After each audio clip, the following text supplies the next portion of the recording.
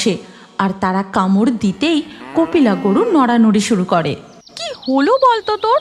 একটু শান্ত হয়ে দাঁড়া না, এখনো আমার বালতিটা ভর্তি হলো না। কই গো, শুনছো? একটু এদিকে এসো তো। রুক্মিণীর ডাক শুনে কেশব সেখানে আসে। দেখো না, কপিলা আমাকে ভালোভাবে দুধ দুইতেই দিচ্ছে না, তখন থেকে ও নড়ানড়ি করছে। আরে কপিলার গায়ে যে কটা মশা বসেছে, মশার কামড়ে অস্থির হয়ে নড়ানড়ি করছে।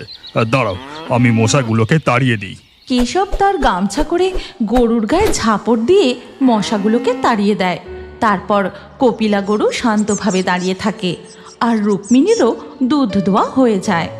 এই নাও গো, আমার দুধ দোয়া হয়ে গেছে। এবার তুমি পাশের গ্রামে গিয়ে বাড়ি বাড়ি দুধ পৌঁছে দিয়ে এসো। হ্যাঁ গিন্নি, আমি তাড়াতাড়ি দুধগুলো বাড়ি বাড়ি পৌঁছে দিয়ে আসি। এরপর কেশব তার সাইকেলে দুধ নিয়ে পাশের গ্রামের দিকে রওনা দেয়। আর এদিকে কপিলা গরুর গোয়ালের পাশ থেকে একটি মশা উড়ে সোজা গিয়ে পৌঁছায় জঙ্গলের মধ্যে এক পচা ডোবার কাছে। আর তারপরেই সে তার মশা ভূতের রূপে ফিরে আসে। মশার রানী ম্যালেরিয়া ডাইনি, মশার রানী ম্যালেরিয়া ডাইনি, আমি আপনার জন্য একটি সুখবর নিয়ে এসেছি। প্রকট হন রানী ম্যালেরিয়া। মশা ভূতের আহ্বানে পচা ডোবার জলে প্রকট হয় এক মশা ডাইনি। ডোবার কোমর অবধি জলে দাঁড়িয়ে মশা ডাইনি বলে, কি রে ডেঙ্গু, এত হাঁপাতে হাঁপাতে আমার জন্য কি এমন খবর নিয়ে এসেছিস? প্রণাম নেবেন মশার রানী ম্যালেরিয়া। এখান থেকে কয়েক ক্রস দূরে মাধবপুর নামে এক গোয়ালাদের গ্রাম আছে। সেখানে ঘরে ঘরে গরু। আমাদের আর পচা ডোবার জল খেয়ে থাকতে হবে না।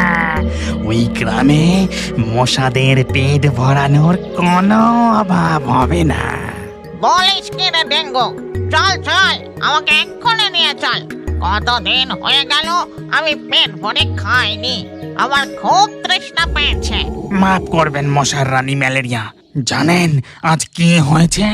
আমি কিছু সাঙ্গপাঙ্গ নিয়ে একটা গোয়াল ঘরের কাছে গিয়েছিলাম। আমার সাঙ্গপাঙ্গগুলো গরুর গায়ে বসেছিল, আর ওই গোয়ালাটা তার গামছার ঝাপটে সব কটাকে একেবারে সাবার করে দিয়েছে। আমি কোনো রকম ধরে প্রাণ নিয়ে উড়ে পালিয়ে এসেছি। ও, তুই মন্দ বলিস নি। ওই গ্রামে একা গেলে চলবে না। লক্ষ লক্ষ মশার সৈন্যদল নিয়ে ওই গ্রামে হানা দিতে হবে।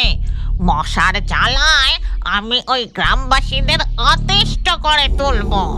আমাকে মশার সৈন্যদল তৈরি করতে হবে।